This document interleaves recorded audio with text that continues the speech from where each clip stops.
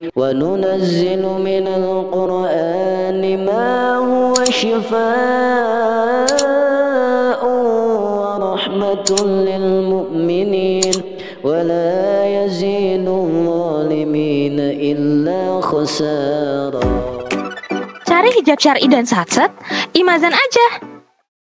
Assalamualaikum warahmatullahi wabarakatuh.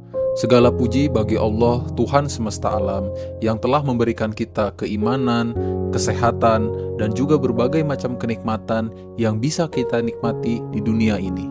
Sholawat beserta salam tak lupa kita curah limpahkan ke panutan alam, Habibana wa Nabiyana Muhammad Sallallahu Alaihi Wasallam.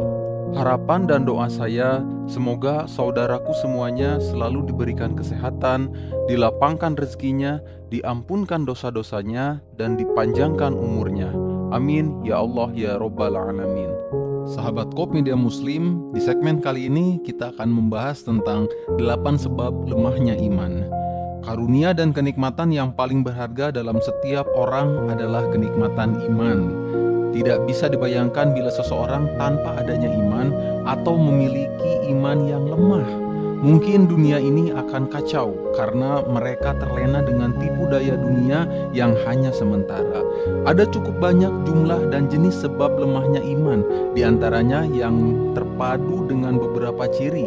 Nah, berikut adalah sebab beberapa lemahnya iman seseorang yang perlu Anda ketahui. Yang pertama, menjauhi lingkungan yang sudah tercipta iklim keimanan hingga jangka waktu yang lama. Misalnya kita meninggalkan lingkungan atau teman-teman yang berjuang di jalan Allah untuk waktu yang lama karena sebuah perjalanan atau sebuah tugas. Inilah yang akan membuat iman kita mengendor. Karena jauh dari orang-orang yang selalu mengingat Allah, tentu saja hal ini menyebabkan lemahnya iman. Allah Subhanahu wa taala berfirman, "Belumkah datang waktu bagi orang-orang yang beriman untuk tunduk hati mereka mengingat Allah dan kepada kebenaran yang telah turun, dan janganlah mereka seperti orang-orang yang telah sebelumnya diturunkan Alkitab kepadanya. Kemudian berlalulah masa yang panjang atas mereka, lalu hati mereka menjadi keras, dan kebanyakan di antara mereka adalah orang-orang yang fasih." Quran Surat Al-Hadid ayat 16. Sahabat Muslim rahimakumullah, kemudian di poin kedua, menjauhi pelajaran dan keteladanan yang baik. Seseorang yang berguru kepada orang yang solih, maka dia bisa memadukan ilmu yang bermanfaat, amal yang soleh, dan iman yang kuat. Dia bisa berkolusi dan menyerap ilmu, akhlak, dan keutamaan gurunya. Bila dia menjauhinya hingga sekian lama, maka dia pun akan merasakan kekerasan di dalam hatinya. Kemudian di poin ketiga, tidak mau mencari ilmu syariat dan tidak mau menggali buku-buku bermanfaat yang bisa menghidupkan hati.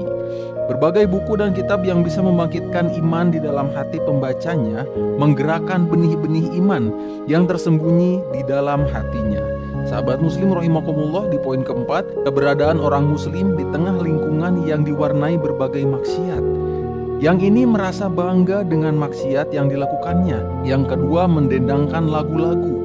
Yang ketiga, mengebulkan asap rokok. Yang keempat, membentangkan majalah porno. Yang kelima, lidahnya tidak pernah berhenti mencela, mencaci, dan mengejek. Yang semuanya suka berkata begini dan begitu, menggunjing dan mengadu domba, serta menggumbar cerita-cerita yang tidak senonoh. Kemudian poin kelima, tenggelam dalam kesibukan duniawi, sehingga hati manusia menjadi hamba keduniaan tersebut. Dalam hal ini Rasulullah SAW berkata, "Cukuplah bagi salah seorang di antara kamu selagi dia di dunia, hanya seperti bekal orang yang mengadakan perjalanan." Hadis riwayat At-Tabrani.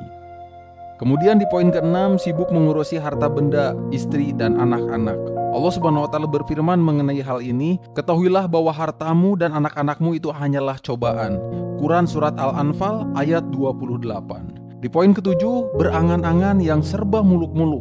Allah berfirman, "Biarkanlah mereka di dunia ini makan, bersenang, dan dilalaikan oleh angan-angan kosong. Maka kelak mereka akan mengetahui akibat perbuatannya." Quran Surat Al-Hijr ayat 3. Kemudian sahabat muslim rahimakumullah, di poin ke-8, berlebih-lebihan dalam masalah makan, tidur, berjaga pada waktu malam, berbicara dan bergaul.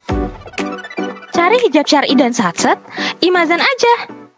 Itulah 8 poin yang menyebabkan lemahnya iman kita. Mudah-mudahan apa yang saya sampaikan bisa menjadi ilmu bermanfaat dan kita bisa lebih waspada lagi terhadap lingkungan yang ada di sekitar kita. Wabillahi taufiq wal hidayah. Wassalamualaikum warahmatullahi wabarakatuh.